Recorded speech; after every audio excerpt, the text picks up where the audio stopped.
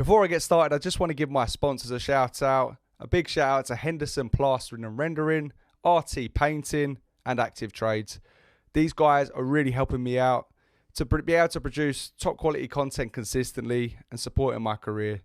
The link to their social media and their websites is in the bio, so make sure you give them a little bit of love, and let's crack on. Welcome to another episode of the Dan Morley Boxing Podcast. Today I am extremely excited to introduce my guest. He's one of my favourite people in the world. He's been in so many of my favourite films. The Ringer, which was one of my favourites as a kid. Jackass. Oh, just so many. Johnny Knoxville, it is an absolute pleasure to have you on. Thank you so much for coming on. Oh, it's a pleasure, man. I'm just sitting here wondering when you're going to get your own show, or they're going to make you a color guy on the boxing matches. I would love to. To be honest with you, I would like to push that side of it. If that, you know, what I mean, I'd love to get out there. I think when I get fighting as well, that will help. I would love to get out and do some punditry work, do some commentary. I one of the things I love about the fights is like the commentary and the pundits, like Jim Lampley, Howard Cosell. I love those guys, and if I could do a little bit of that, that would be amazing. George Foreman was great at it too. Yeah, George and Roy Jones as well. I did a Golovkin video the other day, and Golovkin is against Willie Monroe, and he's kind of stalking Willie Monroe, and Roy is doing everything to a T, and he's just stalking him. If he stands there, he's going to catch him, and boom, he just gets him. He doesn't have to break his flow of the conversation. It's amazing. Yeah, you'd be great at that too. So I'm sure that's going to happen. No, thank you. Well, this it kind of takes me on to my next point. I mean, obviously, people will link you to boxing because of the Butterbean fight, but most people won't know your. Me taking Jeff Tremaine in the department store boxing. Absolutely, in the TV show. Yeah. Absolutely. But you've got a crazy knowledge of boxing, like crazy, because like we've had a few chats on Instagram, you know, and you've told me stuff that I didn't even know. Guys like battling Levinsky, I remember you pinned off this fact about his 10% knockout ratio and having a name like battling Levinsky. It's so funny. Like he was like Nicolino Loche, the hands of sponge, who you couldn't hit. Nicolino Loche. Yeah. He was the untouchable, and I love him because, you know, obviously I box myself. I've been around boxing. All of the people that I will meet in boxing will be like, you have to be disciplined. You have to train hard. You have to push yourself. This guy just used to smoke 40 cigarettes a day. He never trained. He just did not care. In the matches, between rounds, he would smoke. Yeah. Oh, that's crazy. And people thought Mayorga was colorful for smoking in the ring after the matches. Loche was smoking during the matches. Well, and how do you hold it with the glove? Well, they'd put a towel over his head and someone would come in so they didn't see him doing it. Like no one saw him. Yeah. Just all the sweat beading off his head, just like twice the amount of smoke. Where does this come from? Where does this knowledge and interest and passion in boxing come from? My father loved boxing, and I grew up watching boxing with him, and I don't know, I've always loved the sport. I lost my. I still love it, but I saw so many terrible decisions. I don't watch as much as I used to, but I still love it. Oh, I'm going to be honest with you. All I do is watch boxing. I watch boxing every day, but I'm not really that interested in the current scene. For me, I like the old school because, like you say, like the best fighters aren't really fighting each other. Lots of dodgy decisions. It's not like it used to be. You still get some big fights, I think. With the Saudi Arabia money coming in now, the big fights are really going to start getting made. But of recent years, you've had the top guys not fighting each other. When they do fight each other, you get some robberies, and it's just, it makes the sport stink a little. Yeah, but I mean, I don't want to. I don't want to dwell in that. It's just I think because there's so many great fighters and great stories to talk about in boxing, and Yeah, you do a wonderful job on your Instagram. It's one of my favorite Instagrams when you do all your lists. So it's great stuff. No, thank you. And I honestly say this from the bottom of my heart. I really appreciate all of the effort you put into making the comments and just supporting it, because it's not just like, oh, I love the video. Like the Hands of Sponge thing, the Battling Levinsky things, comments that you've put on the page, like it's actually helping me learn. And, people are seeing that. And yeah, I really appreciate it. Thank you.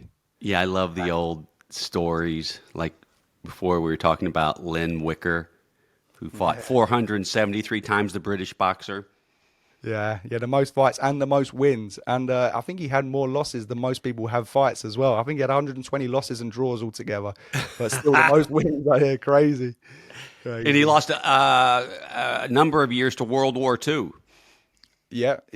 Well, we were just saying as well before, like Harry Greb, who, the Smoke City Smoke City Wildcat. Wildcat, yes. The Pittsburgh Windmill. Yeah, he was, he went 45-0 in one year, beat, I think, 6 different Hall of Famers in that year. 45-0 in one year. Crazy. And he would actually go 52-0 and then lose and then go 56 fights unbeaten after that. But he got hit by a car. He broke his hand. He had the flu. He had World War One. I think he slipped over in the tub and split his head open as well in that time. I think it was a 4-year period. Something like 120 fights. Crazy. Yeah, and he fought almost 300 times and was only stopped twice, which is crazy because, like, he didn't take steps back, right? He was all forward. Yeah, all forward. And he didn't punch. He only had 49 knockouts. Yeah, I think in that 120 fight streak, he had 14 knockouts. He didn't punch. And one of those times, he was knocked out clean in his 7th fight against the Hall of Famer. And then the other one, you hear of people like pulling out of fights because, their hand hurts. But one of them, he had completely broken his arm. So, yeah. You want to postpone the fight? Of course not. Well, funnily enough, that wasn't the first time he'd broken his arm in a fight. But you actually went to quite a big fight. Your first ever fight you went to was John Tate versus Mike Weaver, right? Oh, yeah. My mom took me to the Athletic House uptown on Gay Street, and I got a new orange Tennessee shirt, and she bought me shell toe orange Adidas. And I remember going with my father and saw Waylon Jennings before the fight, and he was bang, bang, Lulu. He had 2 of his guys like holding them up. He had a few drinks. But I got his autograph that day, and I was just blown away to get to meet Waylon Jennings. And it was great because John Tate was a hometown hero, and he just absolutely was destroying Mike Weaver the whole fight. So far ahead on points, but everyone started going, Big John Tate, Big John Tate. And instead of kind of staying away from Weaver in the last round, he tried to go for the knockout, and Weaver clocked him, and John Tate, it broke my heart because he lost the match. Never quite the same after as well. Teddy No. Atlas, obviously, a heralded boxing journalist, pundit, let's say. He has that as one of the greatest knockouts of all time, given the context, given like the Rocky vibes, the last round, being down on the cards and just pulling that out. Oh, God. Yeah, that was heartbreaking, but what a fight to get to see. Yeah. A legendary fight. And speaking of legendary fights, I was lucky enough for Jeff Tremaine to do. I'm not going to talk about you versus Jeff Tremaine in the legendary fight. Oh, you mean the time he lost to me in a department store boxing match? Yeah, that time. But I was going to talk about, because he told me, I asked him his favorite fight, and he said it was watching Gatti Ward 1 with you. Tell me about that. Well, I mean, the trilogy of Gatti Ward was one of the greatest trilogies I ever saw. And that first fight, I think maybe I called Jeff to tell him to turn on the fight, and we kind of watched it that way. But you won't come across fighters with more heart than Gatti Ward. I remember we used to watch the Gatti Ward fights, maybe the first one, before we'd go out drinking. Because it would just get us so pumped and ready to drink. It was just nonstop action. Yeah, it's crazy. And the thing I love about those fights, obviously, like I watch fights all the time, but I don't really watch full fights. But with Gatti Ward, one, two, or three, I watch them all the time. If I'm ever introducing anyone to boxing, I watch Gatti Ward one. And I think the thing I love about it the most is that Mickey Ward is a bit of a top level journeyman, not in any negative sense, but he'd lose his biggest fights. He had lots of losses, and Gatti too had lost against the very best. But it didn't matter. Like them two going in against each other, putting it all on the line. Doesn't matter about losses. Doesn't matter about all of that. It's just the heart and the courage they showed. And I would admit I've cried watching that fight more than once. Yeah, styles make fights, and they were perfect for each other. And I loved how much respect they had for each other and became friends. It's just one of the best trilogies. It ranks up there with, you know, Frazier Ali or Morales Barrera or any of the great trilogies. Absolutely. Did you ever watch the Legendary Nights documentary they did about that HBO? No, I didn't. It's on YouTube. I'll send you a link. It's the best boxing documentary I've ever seen, For Gotti and it's Ward? Guy Ward. Yeah, all about their trilogy. Because there's a bit Oh, where I won't ruin it for you. There's a bit where well, I love it. well, I kind of know how it ends. Let's say who wins. But there's a bit where his wife, Ward's wife, is what not Gatti's wife. Ward's wife is watching the second fight where Gatti's got him. He's absolutely pummeling him on the ropes, and I think his eyes are absolutely pissing blood, and he's standing there, and it's just brutal. His eardrums just been perforated, and Ward just goes like this, and Oh, yeah, yeah, yeah, yeah. he's sick. He's sick. Ward was like brutal to the body. That liver punch of his. Right. And Gotti, his face was always cut up, right? Yeah, he had the high cheekbones, so he used to Yeah. bruise and cut. They both did. They both bled a lot, and I mean, they both had amazing fights. Gatti had about 5 fight of the years. Ward had the fight of the year with Gatti because I think they fought 3 times within those 2 years, or within the 1 year actually. But Yeah. he won the fight of the year before against Emmanuel Augustus in an Oh, that was absolute amazing fight. brutal, brutal. Was Emmanuel Augustus? Maybe I got this wrong. Was he the drunken master? He was Or a was that? drunken master. Yeah, yeah. When, Yeah. when he fought Ward, I think his name was Emmanuel Burton. He was a drunken master. Another one, I think he had about 40 losses to 40 wins or something. But it's crazy. It's crazy. But speaking of styles making fights, I want to know what it's like facing Butterbean in a department store. How did you find Butterbean, firstly, around the time? And what's it like being in there with a fully fledged heavyweight? I know obviously the objective is to get some really good footage, and he is just a powerhouse. But you did come out and you gave it a good go, and he was hitting you around the back of the head. He was. I mean, people were like, "Oh, that punch he knocked you out with must have really hurt." I'm like, no, did not even feel that one.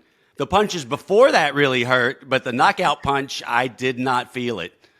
Um, but I remember he showed up that day, and I'm like, Butterbean, I need you to go full speed today. He's like, Johnny, I can't do that. I said, Butterbean, I need you to go full speed. He goes, you don't got to beg me. I was like, oh, shit. I shouldn't have said that. Because it's only good if he goes full speed, you know? I'm not looking for a 10-round match. No, no, no, no, no, no. We know what I want. Yeah, and of all of the stunts that, because I mean, Jackass is globally popular. There's so many iconic moments, and I don't know whether it's just related to boxing with me, but of all of the stunts I hear about the most, that is the one that stands out most. The Butterbean fight, and obviously, I mean, I'm lucky. I'm going to touch wood here because you never tempt fate, but I've never been dropped. I've never been knocked out. But you are right. When you do get hit with a knockout punch, you don't feel it. But those shots before, like, I know it's going to sound silly, but like, what was that experience like? Was it overpowering getting hit with those shots? Was it like, oh shit?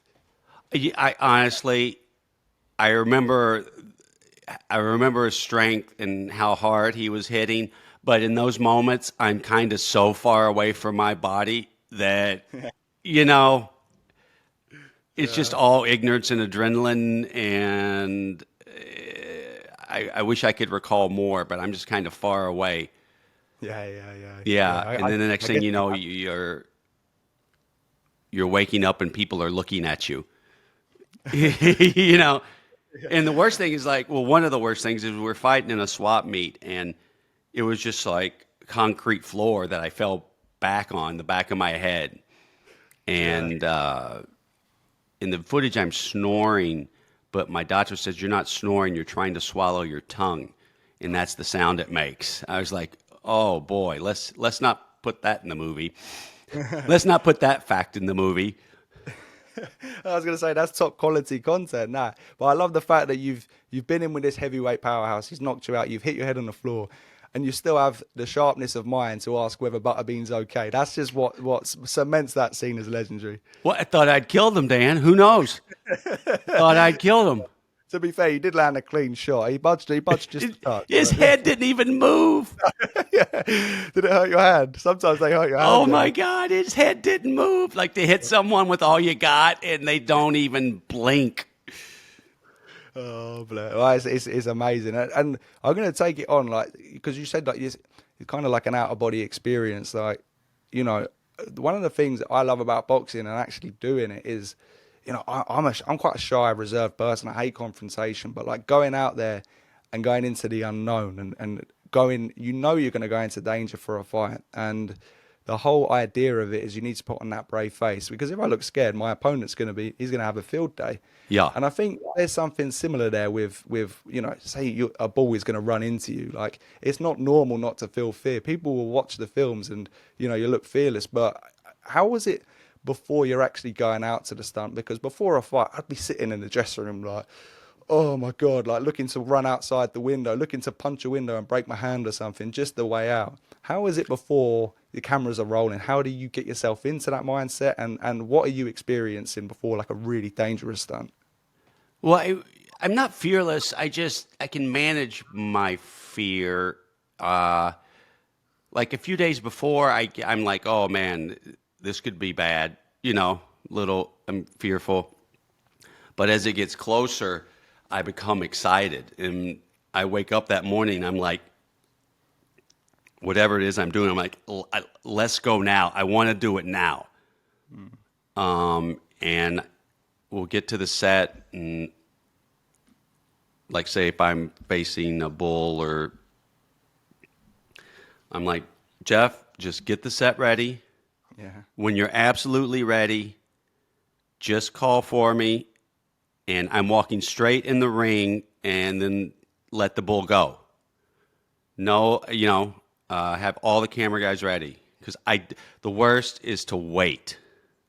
I don't want to wait. So I'll be off somewhere in my car listening to Townes Van Zandt or my cousin Roger Allen Wade, and just getting so pumped and excited for my imminent demise. Yeah. Well, you know, it's crazy because you say that and people think, oh, what? But I can understand it. I can understand the buzz as well. Going out there, especially when you get a good hit and you get that crazy content, the buzz of it. And I guess to a certain degree, like, I was a massive Jackass fan when I was a kid. Like, Thank you. I had stickers on my bed of just Jackass, like the skull. Seriously, I had the Chuck Taylors. I used to wear them. I got them from a shop over here called TK Maxx. I was obsessed, and I would always think, like, because I was young and I didn't really understand it yet, you know. But like, one scene that always stood out to me was the Christmas tree scene in the third film. I think it's 3 or 3.5. And I don't actually know who's up in the tree with you. I think it's a guy that's got no thumbs, is cutting it down with a chainsaw or something. Oh, that's Yuka was up in the tree with me. Yeah. And he asked you, like, and I think this is it's always stood out to me, this moment. He says, do you ever get scared? And you kind of like, it's not the most reassuring, yeah. And that always stood out to me, because whenever you see like an iconic scene, you're pumped, you're ready to go. But that was it was more of an intimate moment. And that always stood out to me, knowing that fear is there. And as an adult, obviously, you understand everyone has that fear, but it just always come across that you guys were so fearless. And as I say, that always stood out to me, that scene. Yeah, it wasn't. I know the scene you're talking about, and it's exactly as you describe, and yeah, me and Yuka are both sitting up the top of the tree, and we got 5 idiots down below trying to saw it, and at one point the tree, because if we go forward, it's a pretty good snowpack, and we hope that there's not going to be any boulders or anything in our way. We have no idea what's under the snow, but we're just hoping that it's soft. But at one point, the tree starts going backwards, and if it goes backwards, we're fucked. The snowpack is not so great backwards. So it was pretty scary up there, but nobody wanted to climb down the tree. It's like once we're in, we're in. But it worked out. I just separated my shoulder on that one. Cool. Yeah, I was gonna. But it was say, fine. They popped it right back in, and we kept shooting. Yeah, yeah. I was gonna say like there's so many dangerous scenes. Like even the rocket shooting out to the side. If it was there, it would have just absolutely blown through you. And it's like, Yeah. I guess the closer you get to those dangers, like the more of the buzz and the injuries as well. Like I wanted to ask, like the film must be such an ecstatic buzz. Like, and obviously you're doing it for months. I guess for a fight as well, you're prepping for months, but it's different. The intense, adrenaline rush is just in the fight. Whereas with you guys, I guess you're always on edge as well because someone's going to come up and punch you around the back of the head or put a snake on you or something. Yeah. But like you have that huge buzz, and then you finish filming. I guess with you guys as well, you probably go through the editing phase and then the promotion. Yeah. But once all that is done, and you're dealing with the injuries, what's that like after a film's finished and like you go back to normal in between other movies? I know obviously you're a busy guy, you do other stuff, but what's that like, that come down, so to speak, after a major project? I don't really think much about the injuries. I just think that's part of it. And this is what I'm doing, right? So I'm not going to complain to anyone at any time about my injuries because I've done this to myself. But you do miss it. I do miss it because I became addicted to it. And even though the crazy head injury I got on the last film from the bull, I still miss it. And I know I can't ever get back in the ring with the bull again, and it makes me sad. And I'm trying to get over that feeling of missing it.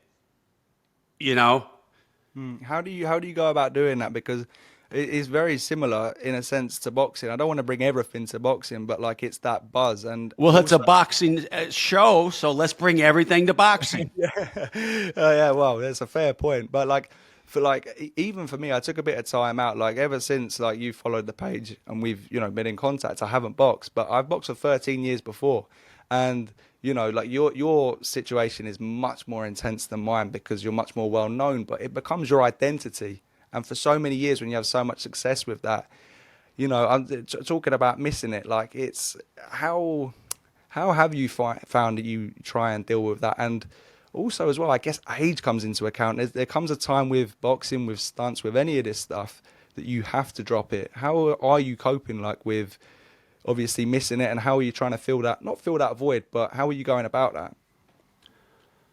Yeah, I'm not. I don't know how. I'm just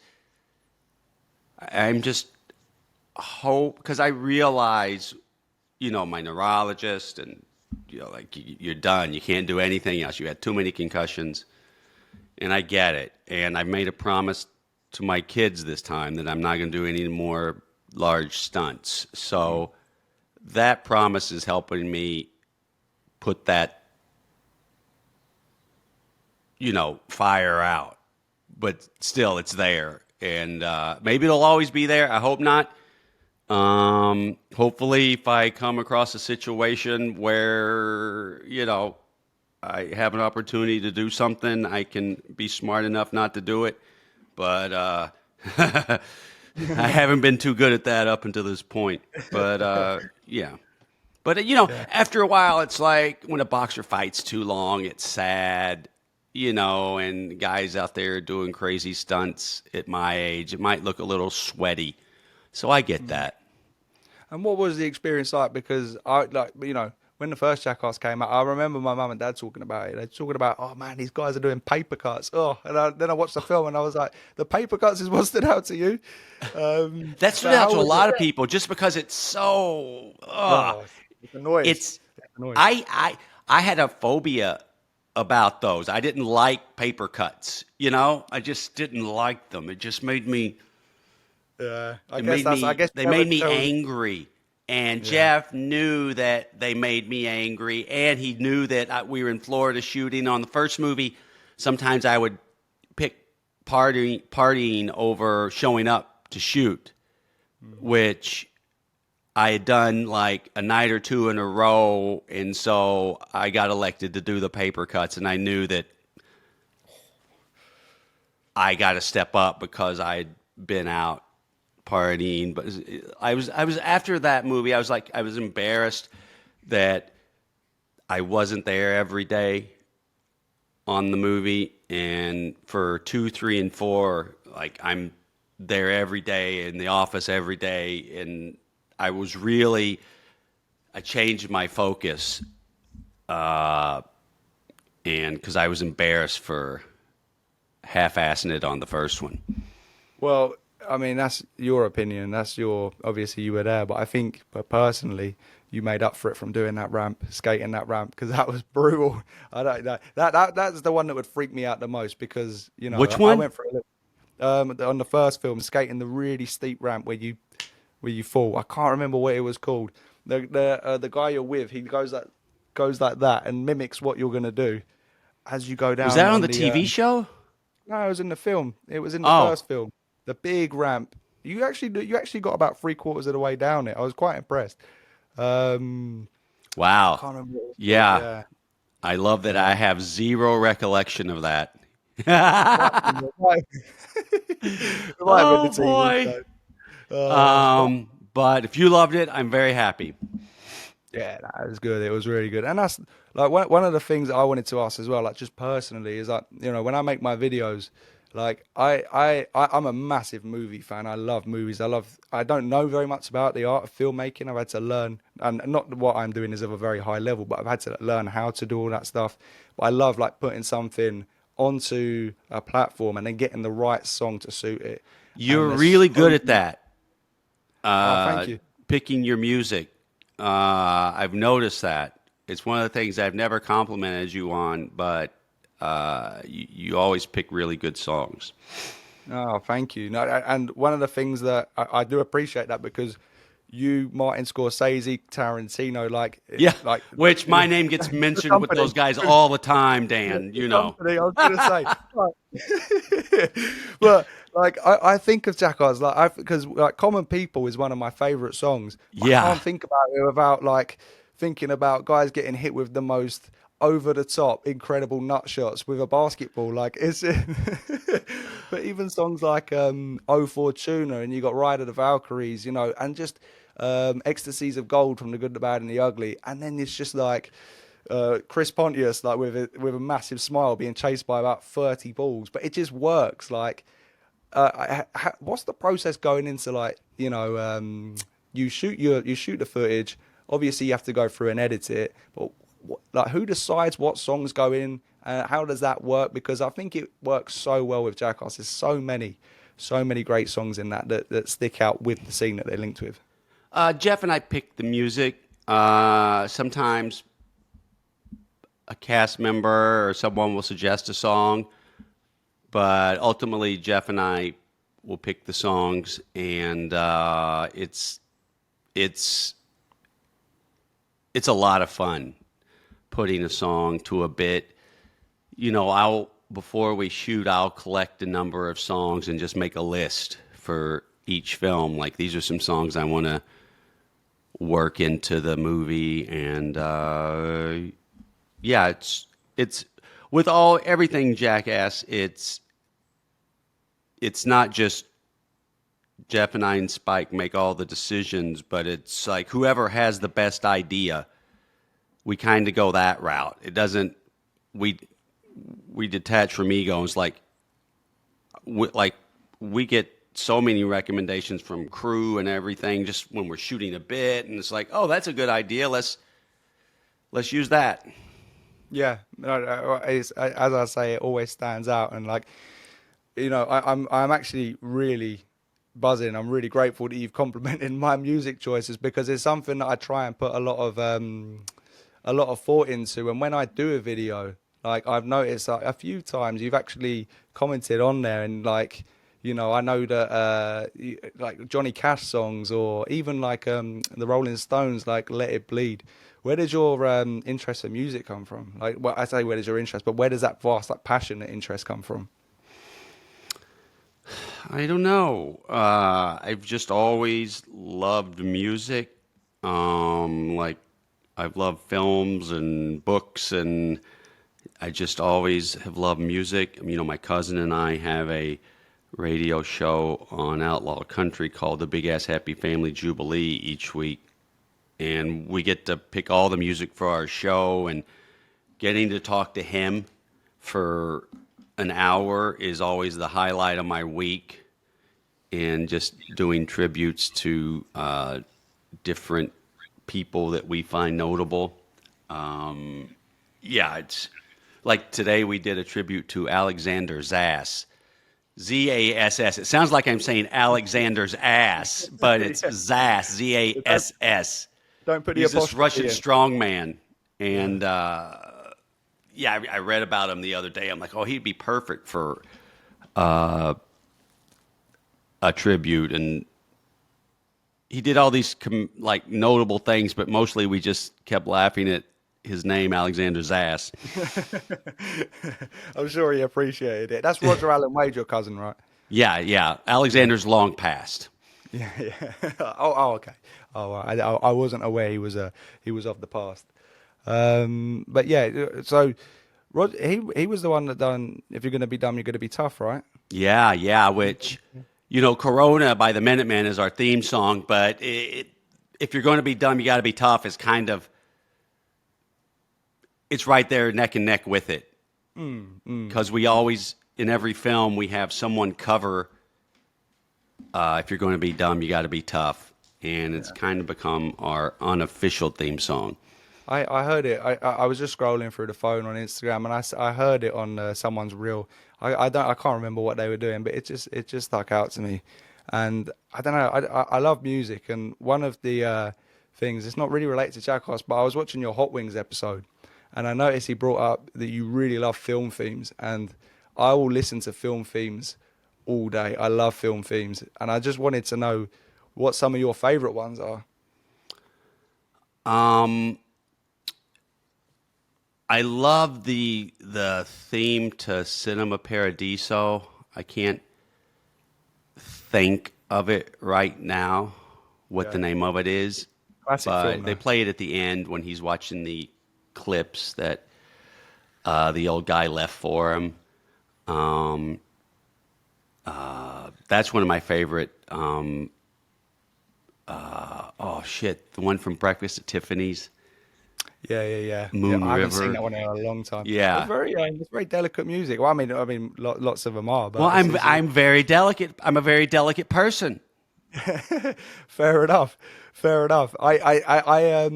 Would you So want me you, to say like the theme from The Good, Bad, and the Ugly, which is great? You're great hoping theme. for a tougher response, I think. Exactly. Yeah, yeah, yeah.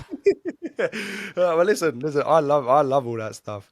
I do think that the good, the bad, and the ugly. I don't know why. I don't know if it would be corny or cheesy, but I don't know why no one's ever put that before they walk out to the ring. Just like an old Western shootout. Get that going before your tune comes on. Yeah, I got upset because I interviewed Christian Late the other day, Mr. Reliable, the man with the most losses all time in Yeah. boxing. I think 200 on 300 fights, he lost 279 times. And I got obsessed with like trying to think of a theme song for him to walk out to. And he walked out to like he told me Survivor by the Beyonce's first group. Beyonce. Yeah, Oh, no was idea. it No. Destiny's Child or something? I'm a Oh, I'm a Survivor. I forgot survivor. who Yeah, sang yeah, it. yeah, yeah, yeah.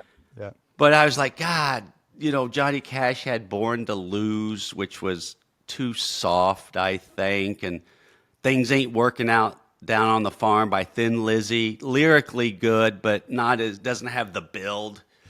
I think I settled on Even the Losers by Tom Petty because it lyrically works and it's a really uplifting beat. Yeah.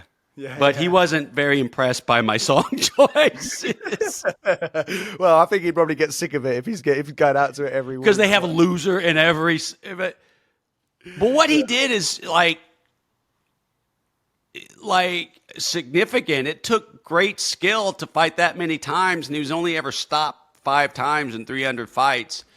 So that took great skill. And we're talking about Harry Greb earlier, who fought almost 300 times, and he only was stopped twice, which is crazy.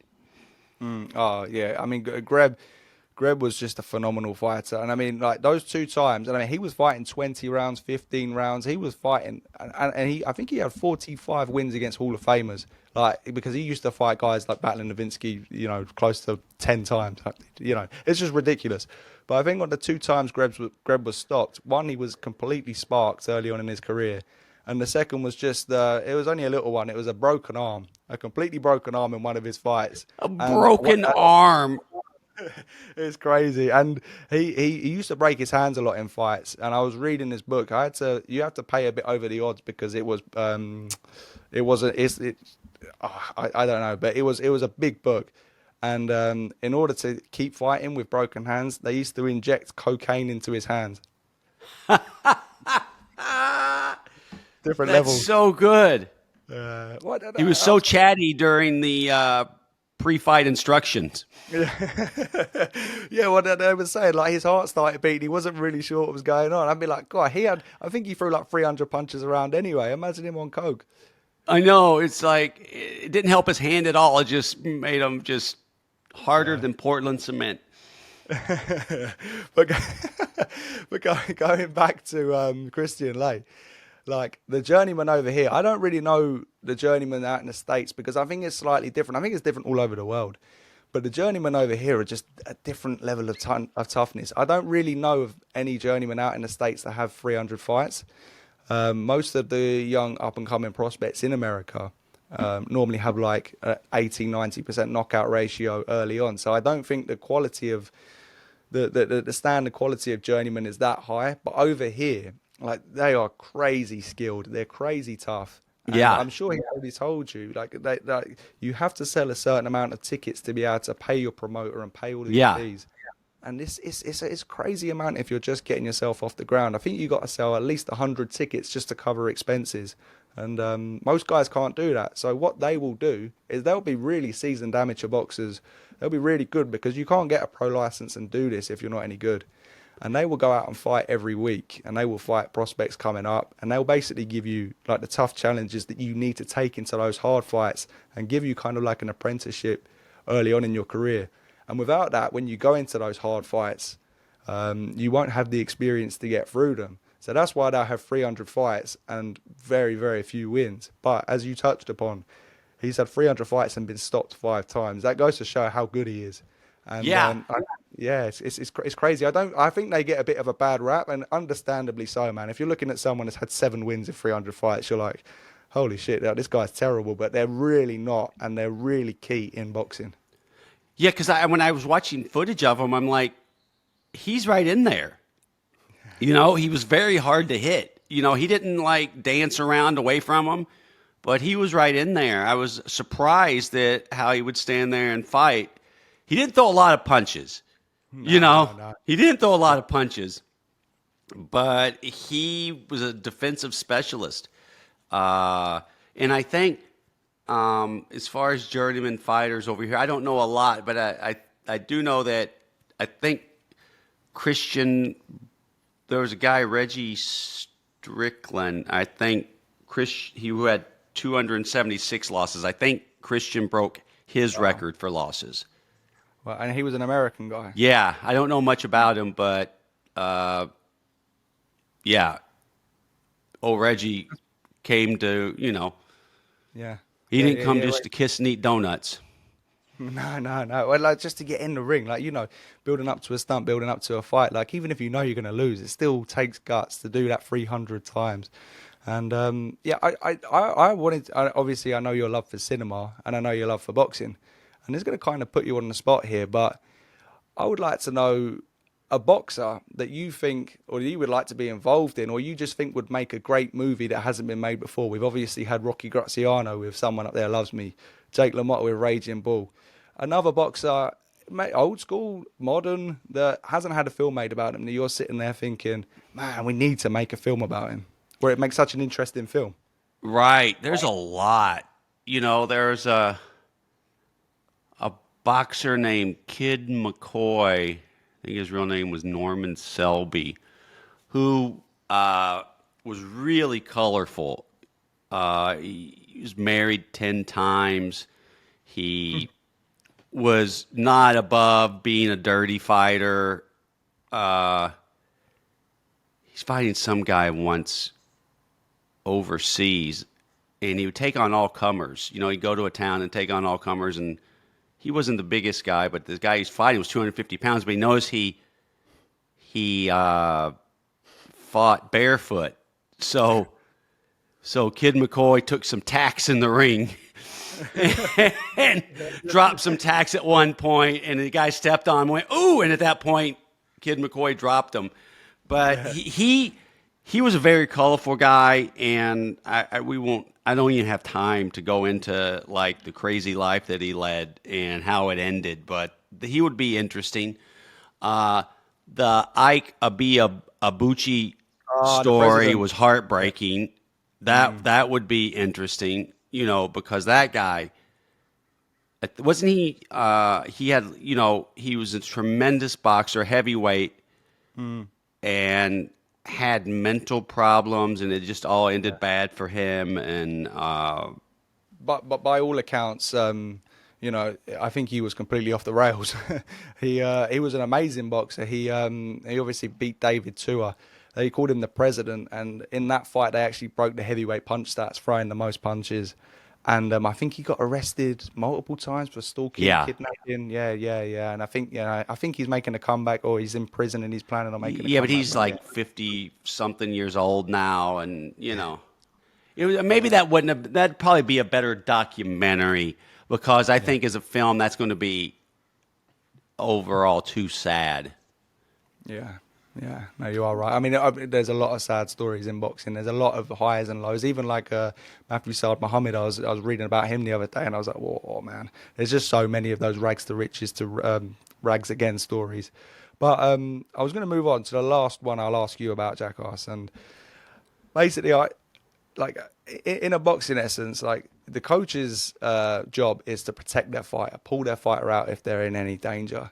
Were there any of those stunts? Because I know most of you were involved where you, either for yourself or another person, you thought, I got to pull them out. That's too dangerous, or someone had to pull you out. And is there any instances where that failed and someone ultimately went in and got hurt?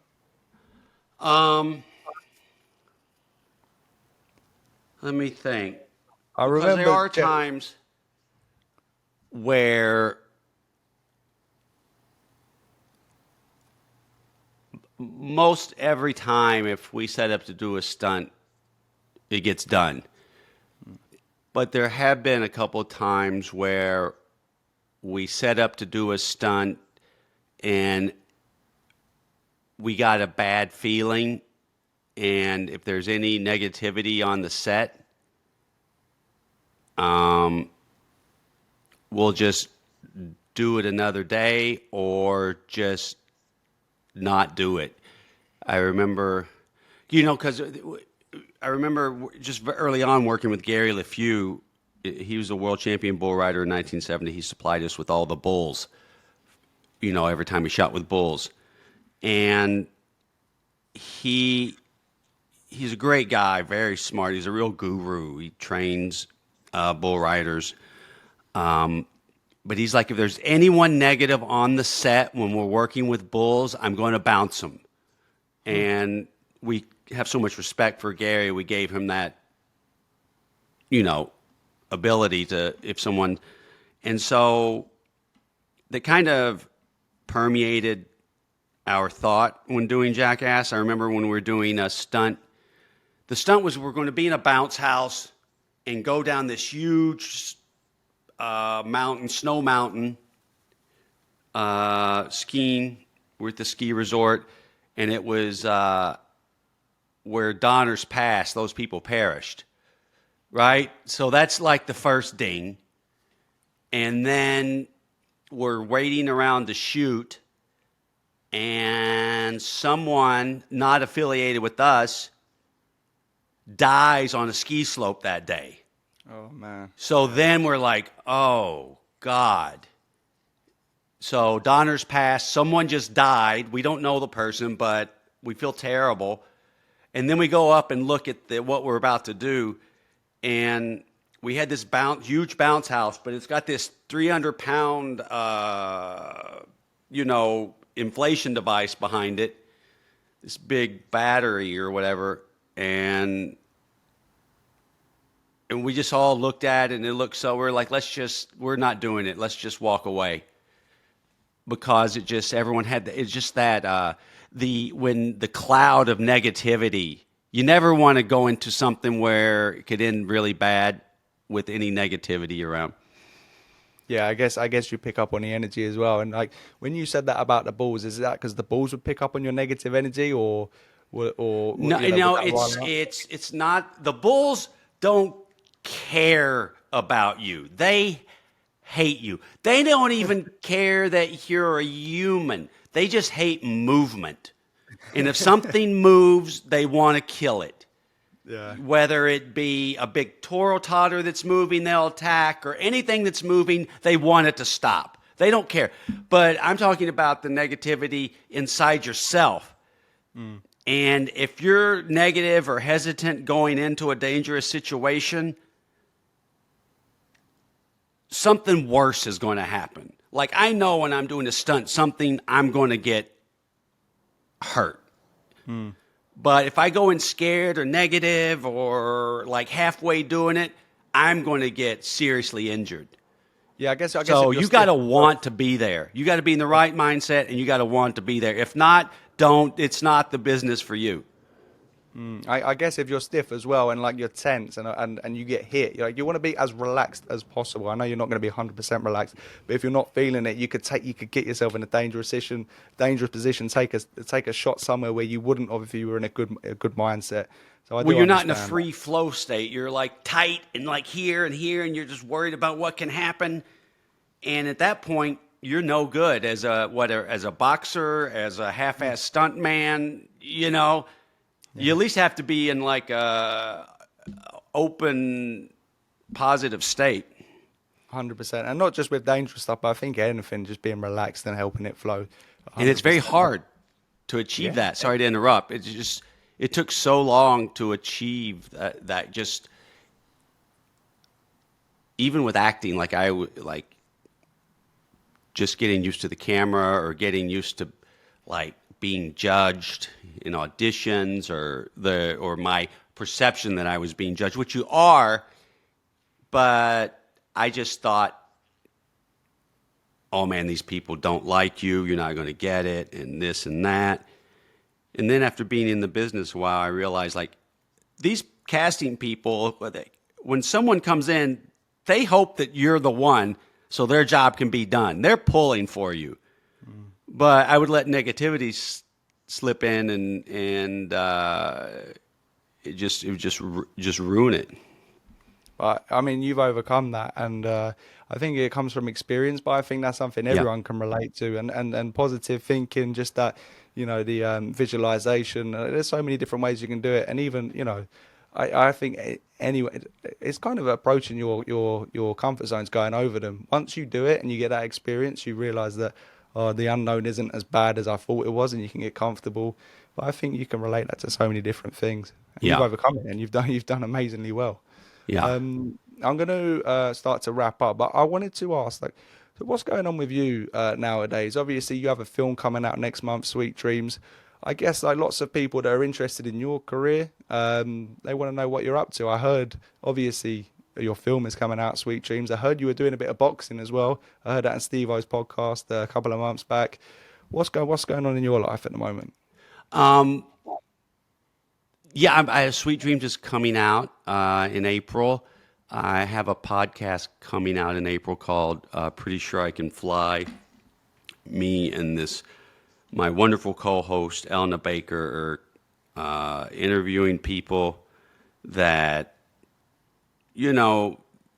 like my favorite thing is to find someone from history or modern day that does something extraordinary against all odds. And I love telling people about those people. And so we're going to make a podcast about those people. And yeah, it's a lot of fun. And so the movies, and yeah, I'm boxing a little just to get in shape. I realize I'm a terrible, terrible boxer. I'm the worst in any gym I step in, but I love it, and it's great exercise, and I love just learning. Like, okay, just learning just a better way to throw a punch, or it's just fun. Yeah, and like exercise overall, especially, as you get older, you need to look after your body more. You're looking great, by the way, but like, I guess it can be very mind numbing, very dull. But with boxing, because I obviously train people as well, and I've had the experience myself. Like, the time just flies because you're learning so much. Like, you're dripping with sweat, but it's like, whoa, where did that hour go? Because you're processing so much, you're learning, and you're working out as well. So I'm glad to hear you're enjoying it, and yeah, keep it up, man. Keep it up. Yeah. Yeah, it works out your mind as well as your body, and yeah, it's fun. Well, listen, I'm going to wrap it up there just because I'm coming to the end of my time here. But Johnny, it's an absolute pleasure. I really, really appreciate all your support on the page as Thank well, you. and just for taking the time to come and speak to me, talk boxing. It's so good to hear your passion. And I had so many questions that have been on the tip of my tongue for 20 years that I finally got the opportunity to ask. So honestly, it's a real pleasure. Thank you very much. And yeah, good luck with the film. Good luck with the podcast. I'll make sure I catch him. I'm going to catch the Christian Lake one for sure as well.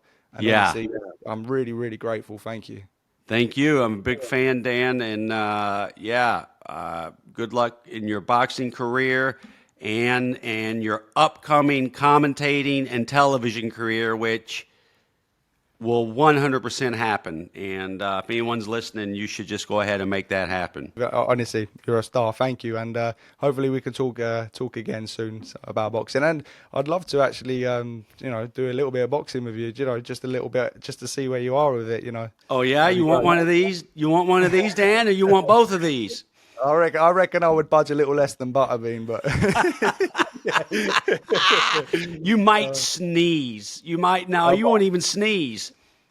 You might double over in laughter. so much. It is a pleasure. Honestly, you're one of my heroes, and Thank you, you're a Dan. true- No, pleasure. Thank you very much. Thanks. Okay, take care, buddy. Keep up that right. You too. Yeah, all the best, man. Cheers, Johnny. See you, man. Okay, cheers.